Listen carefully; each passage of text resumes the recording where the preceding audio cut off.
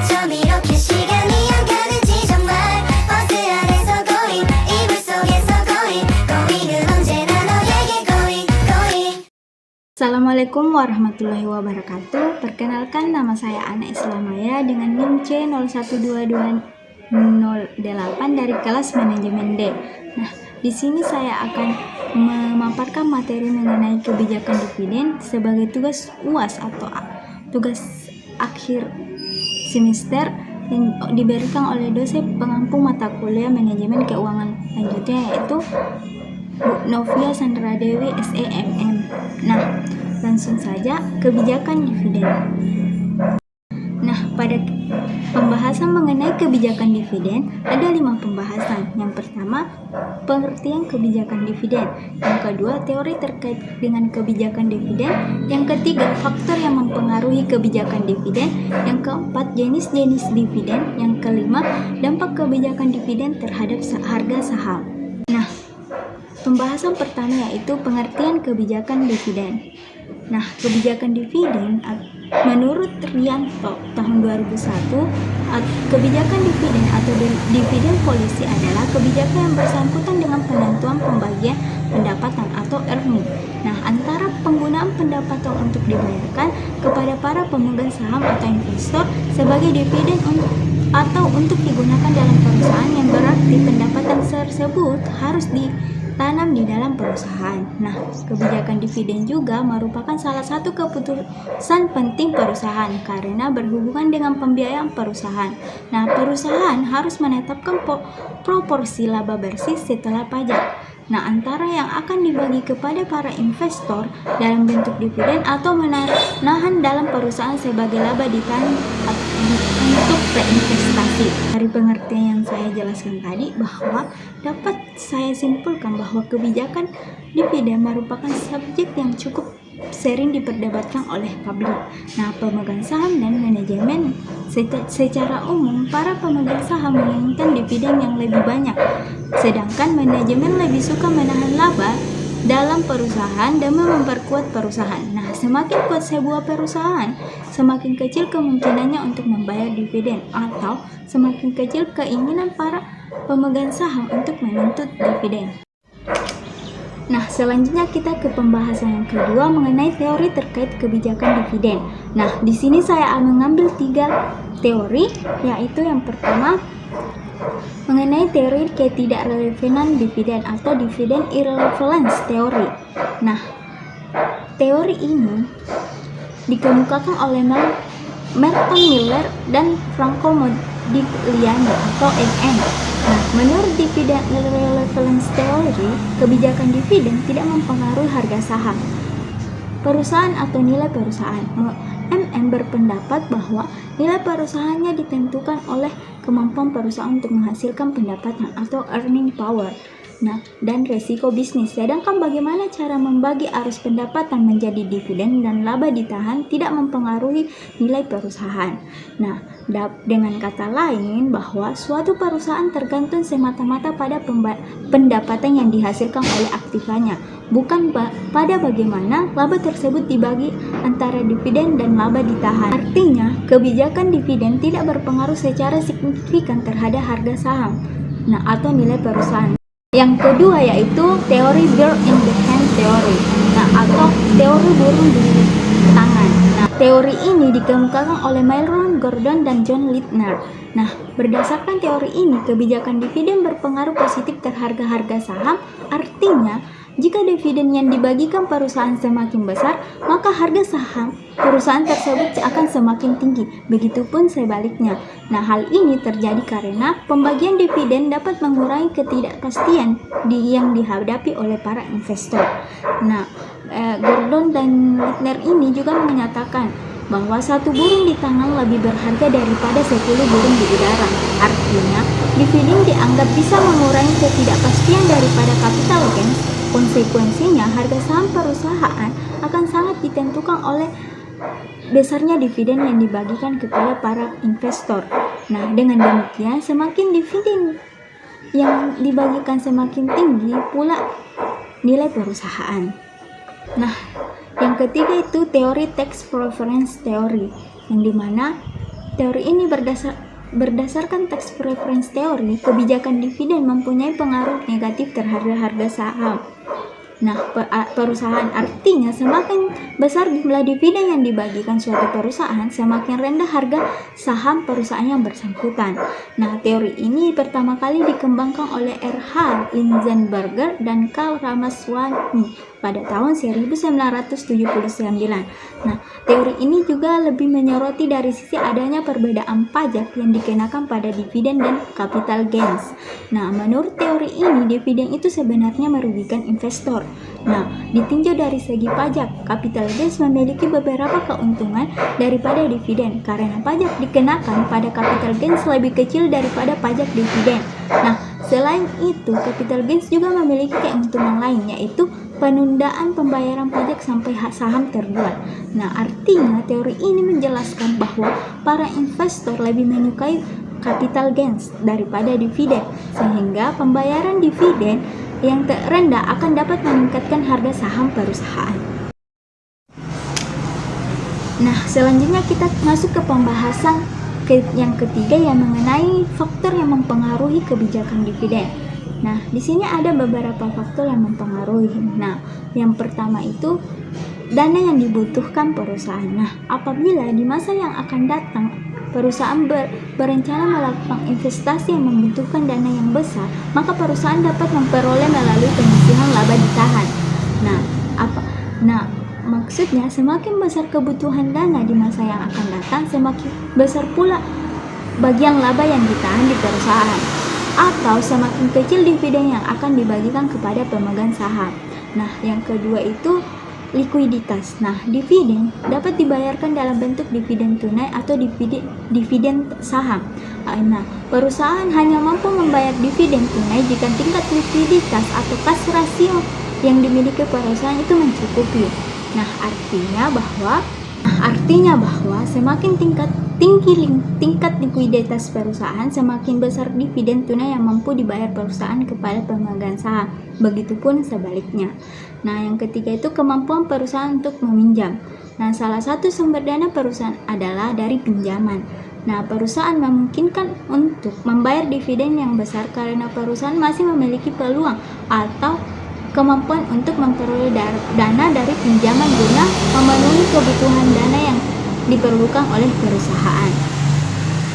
Hal ini dimungkinkan karena leverage keuangan perusahaan masih rendah dan perusahaan masih dipercaya oleh para kreditor. Dengan demikian, semakin besar kemampuan perusahaan untuk meminjam, semakin besar dividen yang dibayarkan kepada para investor. Nah, selanjutnya itu nilai informasi dividen. Nah, harga pasar saham perusahaan meningkat ketika perusahaan mengumumkan kenaikan dividen, dan harga pasar saham perusahaan turun ketika perusahaan mengumumkan penurunan dividen. Nah, salah satu alasan dari reaksi pasar terhadap informasi pengumuman dividen tersebut adalah karena pemegang saham lebih menyukai pendapatan sekarang, sehingga dividen berpengaruh positif terhadap harga pasar saham. Nah, selain itu, dividen yang meningkat dianggap memberikan sinyal bahwa kondisi keuangan perusahaan baik, dan sebaliknya, dividen yang turun memberikan sinyal negatif kondisi keuangan perusahaan yang memburuk. Nah, perubahan harga saham yang mengikuti sinyal dividen disebut dengan information content effect.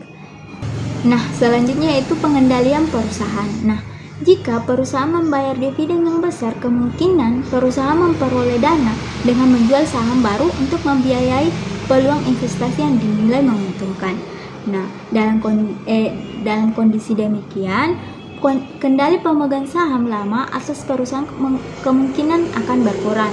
Nah, jika pemegang saham lama tidak berjanji untuk membeli tambahan saham baru yang akan diterbitkan oleh perusahaan. Nah, faktor yang keenam yaitu pembatasan yang diatur dalam perjanjian pinjaman dengan pihak kreditor. Nah, ketika perusahaan memperoleh pinjaman dari pihak kreditor, nah, perjanjian pinjaman tersebut sering disertai dengan persyaratan-persyaratan tertentu. Nah, salah satu bentuk persyaratannya diantaranya adalah pembatasan pembayaran dividen yang tidak boleh melampaui jumlah tertentu yang disepakati. Nah, tujuannya adalah melindungi kepentingan pihak kreditur, yaitu kelancaran pelunasan pokok pinjaman dan bunganya. Yang terakhir adalah inflasi. Nah, semakin tinggi tingkat inflasi, semakin turun pula daya beli mata uang. Nah, hal ini berarti perusahaan harus mampu menyediakan dana yang lebih besar untuk membiayai operasi maupun investasi perusahaan pada masa yang akan datang.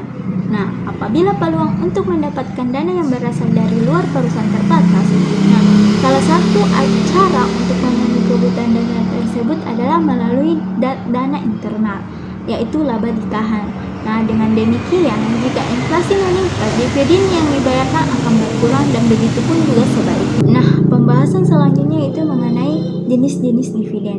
Nah, besarnya dividen yang dibagikan perusahaan ditentukan oleh para pemegang saham pada saat berlangsungnya RUPS atau Rapat Umum Pemegang Saham.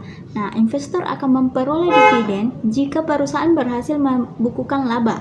Pembagian dividen yang konsisten dari sisi perusahaan menunjukkan keberhasilan manajemen dalam menjalankan perusahaan sekaligus memperlihatkan stabilnya cash flow perusahaan. Nah, sehingga pembagian dividen ini akan menumbuhkan dan meningkatkan kepercayaan para investor terhadap perusahaan tersebut. Nah, jenis dividen yang pertama itu dividen reguler.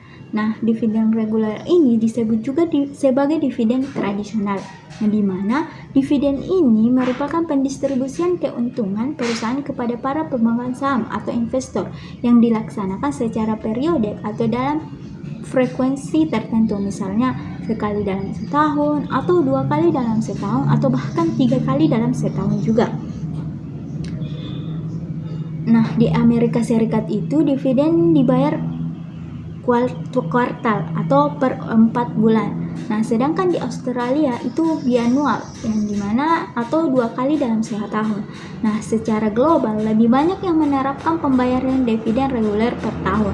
Namun sekarang ini banyak perusahaan cenderung membayar dividen secara kuartal sebagai upaya untuk menarik minat para investor yang mencari pendapatan tetap untuk berinvestasi di perusahaan tersebut. Nah, jenis dividen yang kedua itu dividen spesial. Nah, dividen spesial ini merupakan bentuk distribusi keuntungan perusahaan kepada para pemegang saham atau investor dalam waktu yang tidak memiliki frekuensi. Artinya bahwa dividen spesial ini hanya dilakukan sewaktu-waktu. Yang pertama, jika perusahaan memiliki alasan khusus seperti perusahaan yang ada dalam fase dewasa memiliki keuntungan yang besar dan tidak memiliki rencana untuk melakukan investasi. Nah, yang kedua itu perusahaan hendak melakukan perubahan pada struktur keuangannya. Nah, yang ketiga itu cash dividend atau dividen tunai, yang dimana dividen yang diberikan oleh perusahaan kepada para pemegang saham dalam bentuk uang tunai atau cash.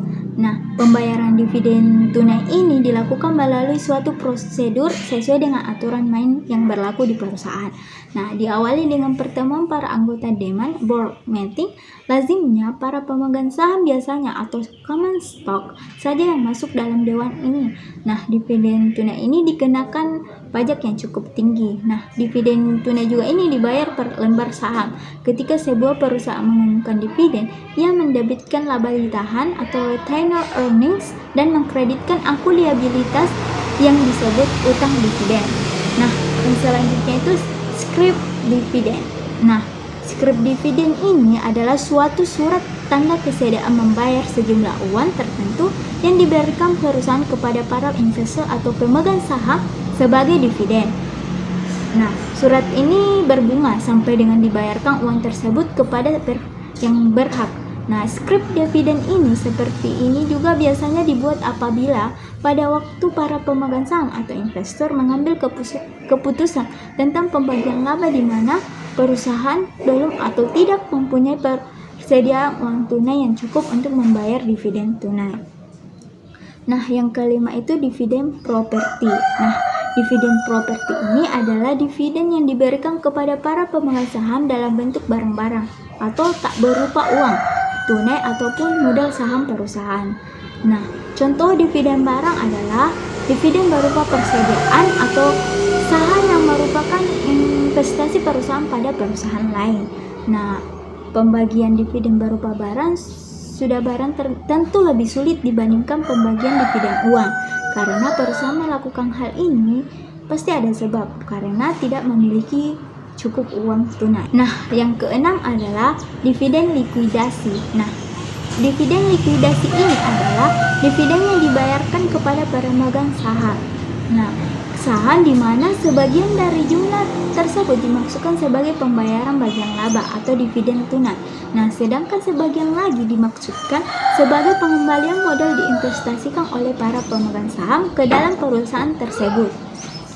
Nah, yang terakhir adalah stok dividen. Nah, stok dividen adalah dividen yang didistribusikan kepada para pemegang saham dalam bentuk saham-saham.